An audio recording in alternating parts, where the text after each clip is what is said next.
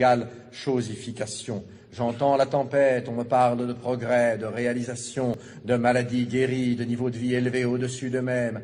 Moi, je parle de sociétés vidées d'elles-mêmes, de cultures piétinées, d'institutions minées, de terres confisquées, de religions assassinées, de magnificence artistique anéantie, d'extraordinaires possibilités supprimées. On me lance à la tête des faits, des statistiques, des kilométrages de routes, de canaux, de chemins de fer. Je parle de millions d'hommes arrachés à leur Dieu, à leur terre, à leurs habitudes, à leur vie, à la danse, à la sagesse. Je parle de millions d'hommes à qui l'on a inculqué savamment la peur, le complexe d'infériorité, le tremblement, l'agenouillement, le désespoir, le larbinisme. On m'en donne plein la vue de tonnages de coton ou de cacao exportés, d'hectares d'oliviers ou de vignes plantées. Moi, je parle d'économie naturelle, d'économie harmonieuse et viable, d'économie à la mesure de l'homme indigène, désorganisée, de culture vivrière détruite, de sous-alimentation installée, de développement agricole orienté selon le seul bénéfice des métropoles, de rafles de produits, de rafles de matières premières.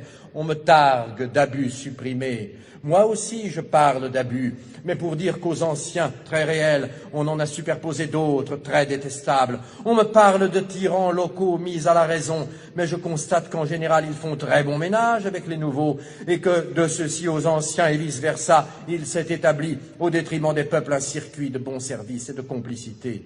On me parle de civilisation, je parle de prolétarisation et de mystification. Pour ma part, je fais l'apologie systématique des civilisations para-européennes.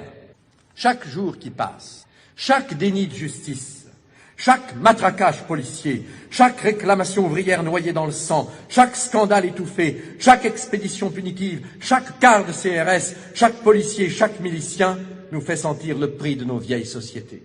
C'étaient des sociétés communautaires, jamais de tous pour quelques-uns. C'étaient des sociétés pas seulement antécapitalistes, comme on l'a dit, mais aussi anticapitalistes. C'étaient des sociétés démocratiques toujours. C'étaient des sociétés coopératives, des sociétés fraternelles.